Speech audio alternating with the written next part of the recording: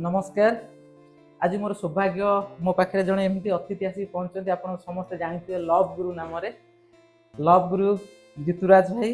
मोर तो बयस निश्चिंत भाव मो ठार सान हे कि आम भर भल बंडिंग अच्छी आम दी सांग कहले चलो। जितु बाबू छुटिया मो कुड़िया आपको स्वागत करुच्ची। एईटा गोटे कथार जो घर को डाकी अतिथि भाया चर्चा करवा एटा जमा ठीक कथा नुह। मुझे भावे निजक अतिथि मु लाइक ए फैमिली आमती गोटे फैमिली मेंबर मु भी सेमती।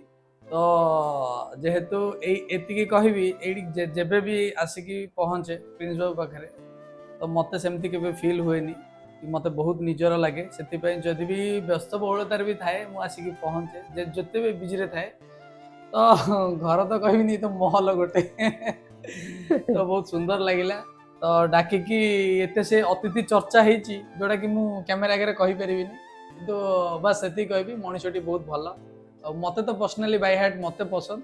तो आपण मैंने जेबे भी थरे मीट करेंगे आपण मैंने जानी परिबे मनीषटी कौन। निश्चित भाव माने भाई बड़पण कथा से कहले एक्चुअली मुझे सेमती नुहे सादा सीधा मनीषटीए मोर भी कौटी भूल हो जाऊँ मोर भी कौटी मिस्टेक रोथो तेणु समस्त पाखे क्षमा करे माने मते क्षमा करदेवे यदि मो जीवन में कौटी आपण मान पाखे किसी मोर ये रही।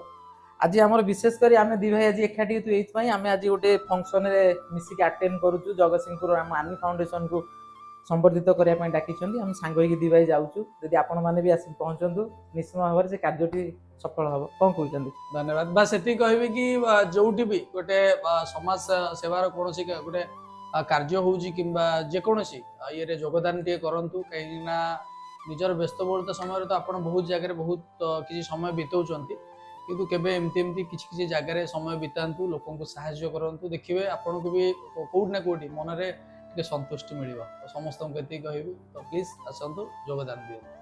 नमस्कार।